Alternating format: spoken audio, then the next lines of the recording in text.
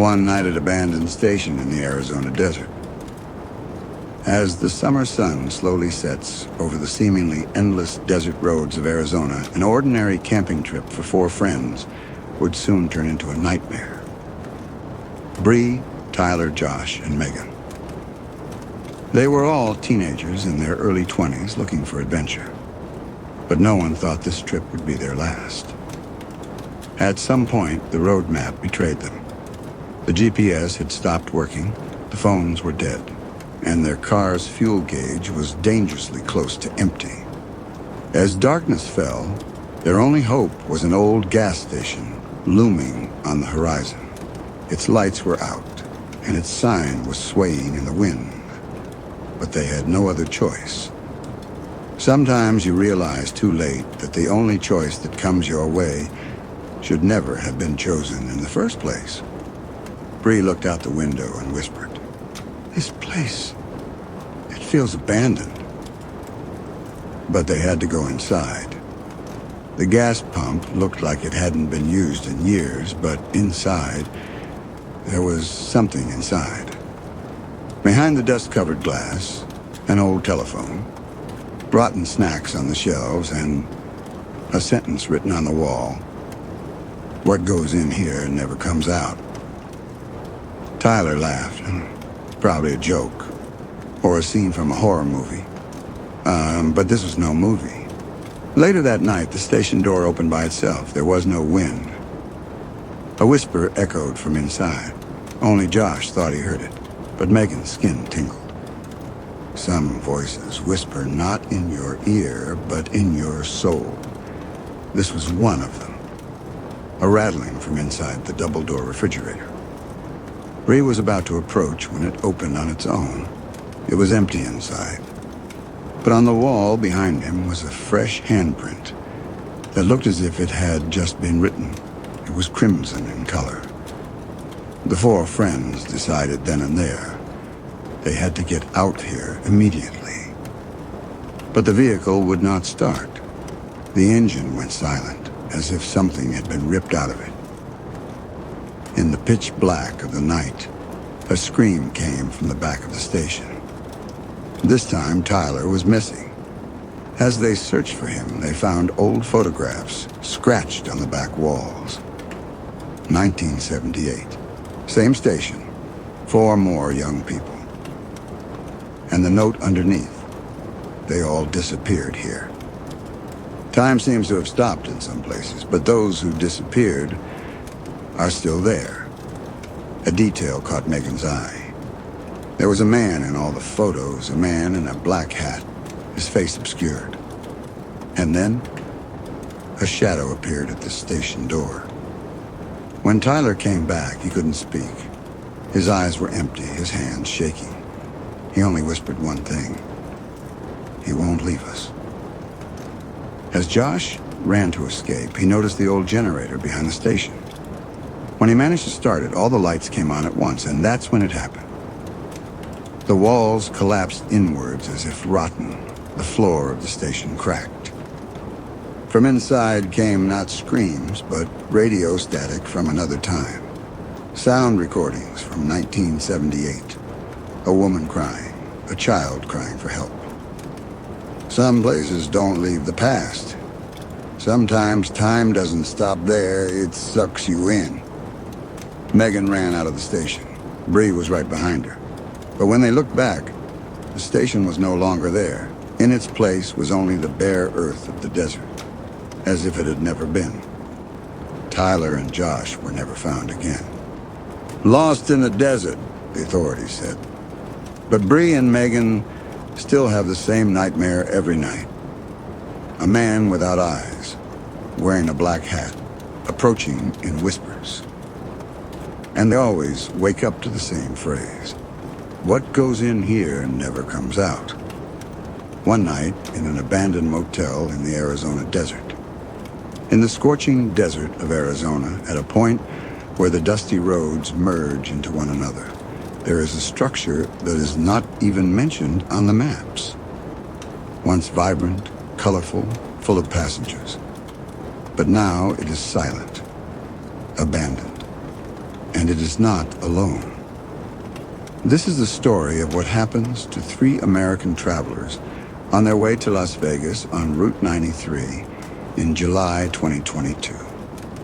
Jason, Emily, and Mark. 3 old high school friends, reunited after many years, had planned a crazy trip. But it would end in a seemingly innocuous motel in the middle of the Arizona desert. And after that night, they would never be the same. Their journey had started well. The car was full, music, laughter, photographs. But as the sun was about to set, a sudden sandstorm turned everything upside down. The sky turned brown, the road disappeared. The GPS connection was lost. Cell phones started to lose reception.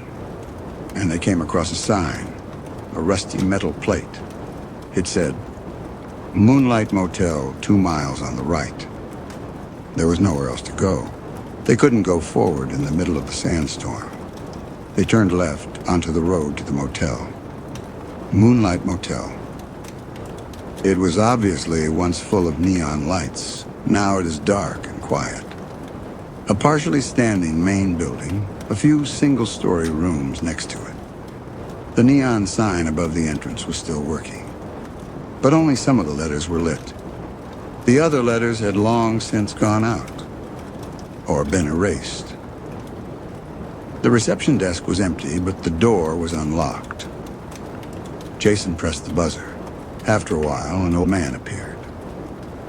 With his thin, bony face, gray beard, and shadowed eyes. His voice was almost a whisper. "There is only one room left. You can stay if you want. But you have to leave before morning." Mark was surprised. Why before morning? The man didn't answer. He handed him the key. Room number 6. Some places live by their past. Others die by their past. The first thing they noticed when they entered the room was the mirror. An old, foggy mirror that reached up to the ceiling, and on it, written in red, "Never leave the door open." Emily felt a little uncomfortable. What does that mean? I don't even know who wrote it. Jason checked the door. It was metal heavy with an old-style locking system. But inside, they noticed something else. Small, dried marks on the floor that looked like blood stains. It stretched from the doorway to the mirror. Mark dismissed it as something old. But at night, when the motel fell silent, the real story began. Midnight, the door slowly opened. There was no wind outside, and there was no sign of anyone inside getting up and opening the door. Emily woke up. She realized the door was ajar. She closed it slowly, but there was something reflected in the mirror, inside the room, in a corner, as if someone was standing. But when she turned, no one was there. Sometimes mirrors don't reflect. Sometimes they show, and sometimes they call. No one could sleep until the morning. Faint tapping on the walls, echoing footsteps, and worst of all, the occasional appearance in the mirror of something other than their own face. A distorted face with black eyes. Just for a few seconds. They barely made it through the morning. They wanted to pack up and get out, but the motel had completely changed. When they left the room, there was no motel building outside. There were no cars. There was only the desert. And in the distance, they saw the neon sign of the motel still lit up. But this time, the sign was different. It was fully lit. "Moonlight Motel, welcome back." Emily started to run, screaming. But it was unclear where she was running. The desert seemed endless. No matter how far they ran, the motel sign was always the same distance away. Mark turned back and headed for the front desk. When he opened the door, there was only an old register. The last names written down: Jason Carter, Emily Rhodes, Mark L. Sanders. And a small note just below. "You have checked in, not checked out." Jason stood in front of the mirror. He looked at his face with trembling hands. But what he saw in the mirror was not himself. A rotten face with empty eyes and an open mouth, and a sentence written in his own hand on the mirror glass. "You left the door open." At that moment, Emily disappeared. It was as if she vanished into thin air. Only a dent in the center of her bed was left behind. Jason and Mark ran out of the room in a panic. But no matter which door they opened, they returned to the same room. Every door led to room 6. And finally, Jason became silent too. He walked slowly to the mirror. He touched the glass with his hand and stepped back from the mirror. Mark stayed in that room until morning. Every time he tried to leave, he'd go back to the same place. The mirror no longer reflected. It was just darkness, a deep, cold darkness. And then he heard a voice. The door to the room never closed. To this day, the Moonlight Motel is not on the maps. It never existed in official records. But some travelers say, if they stay overnight on Route 93, they see an old neon sign flashing on a dusty road.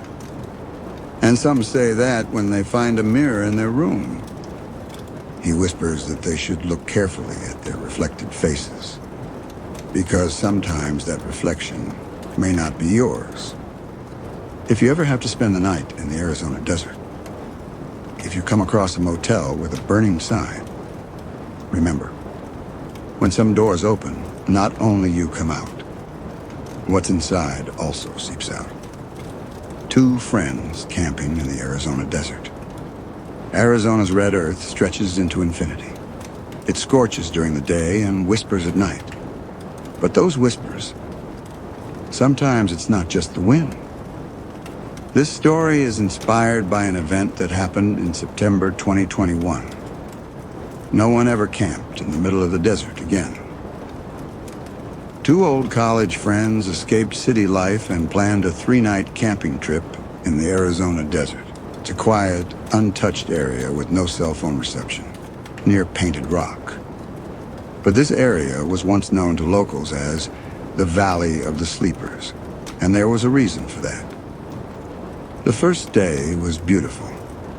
The setting sun, the red sky, a night full of stars. They joked around the fire, reminisced. But at midnight, the silence changed. A tremor began coming from under the ground. Very faint, but you could feel it. It was like something was waking up. Josh woke up and said, "Is that an earthquake?" Ben shook his head. "No, it's not from above. It's coming from below." On the second night, strange lights appeared. Flickering flashes just above the horizon, alternating between blue and green. No stars, no satellites. And every time the lights appeared, the vibration under the ground increased. Ben reached for his camera, but every time, the image was distorted. The camera would heat up. The screen would freeze. And then one of the camping chairs on the ground toppled over on its own. There was no wind. On the third night, the real action began. It's 2:47. The earth cracked slightly right next to the fire, and out of it came a black hand full of fingerprints. But that hand, it wasn't like a human hand. His skin is smooth, his fingers are too long. And the worst, the sound of fingernails scraping the earth in silence. It was high-pitched, slow, and rhythmic. Josh froze. As I reached for his bag, a second hand appeared. This thing that came out of the ground slowly straightened up. But it had no face. Instead, there was only a flickering inner light, pulsating, a purplish glow.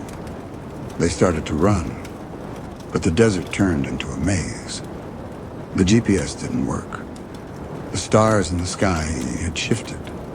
Ben, the map doesn't work. The sun is rising in the wrong place. Josh, are we still in the same world? At that moment, other creatures began to emerge from the sand. but they were all silent. They weren't running, they weren't attacking. They were just watching.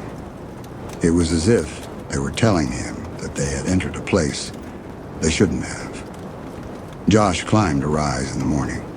He looked down and saw the campsite. But he also saw themselves.